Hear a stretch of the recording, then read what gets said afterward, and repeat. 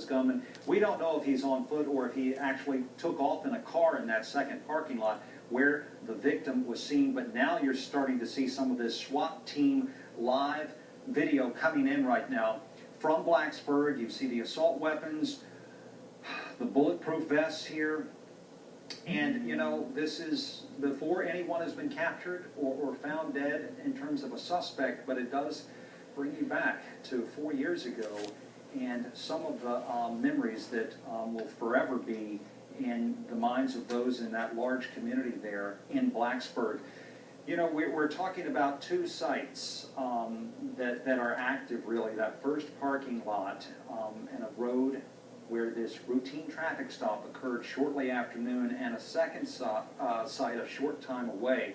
Apparently there were several witnesses who saw this campus police officer exchange gunfire and in fact be shot fatally.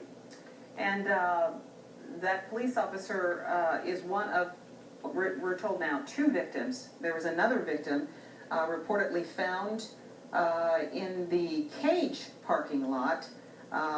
So we have 2 victims and 1 suspect that has been cited, reported by witnesses.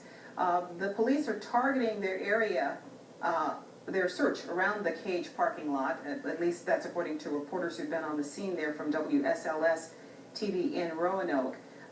People have apparently again heeded the campus alert, and they're staying put, staying locked down. There were, according to reports that we've heard, a few students in the dining hall. We know there's some students in their dorms, there's students in classes. But again, the entire campus is locked down as police search for this gunman. We have no information about the shooter, but we know that police are searching for at least 1 suspect this afternoon. You have to wonder if, in fact, this suspect is on foot or in a car, and why he chose to go to the second parking lot, which was filled with cars. The classrooms may be all but empty today because it's a study day on campus between exams.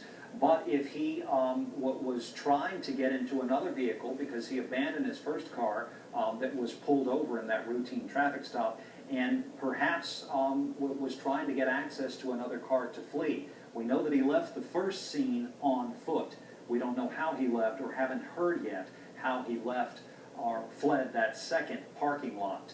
But again, all of this is happening around a busy area, typically busy, a sports area that has the football field nearby, a swimming sports facility that houses tennis courts inside. You've got the lacrosse field that doubles as the soccer field as well.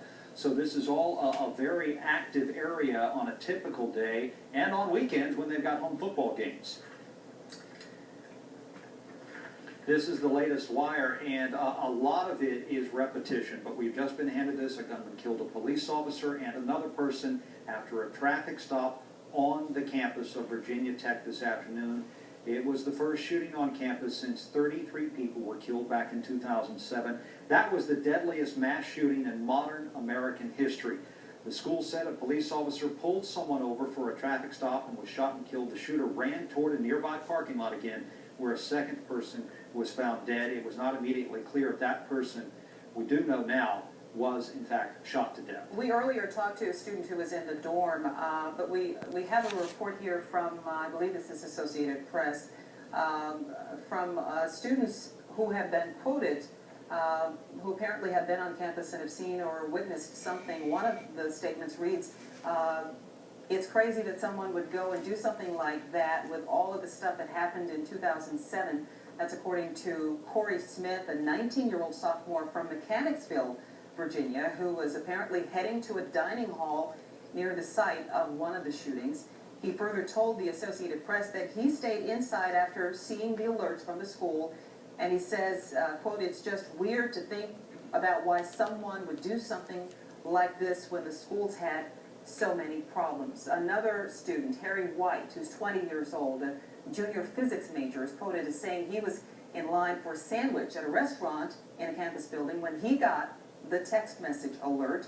He said that he did not panic, thinking instead about a false alarm about a possible gunman that locked down the campus back in August.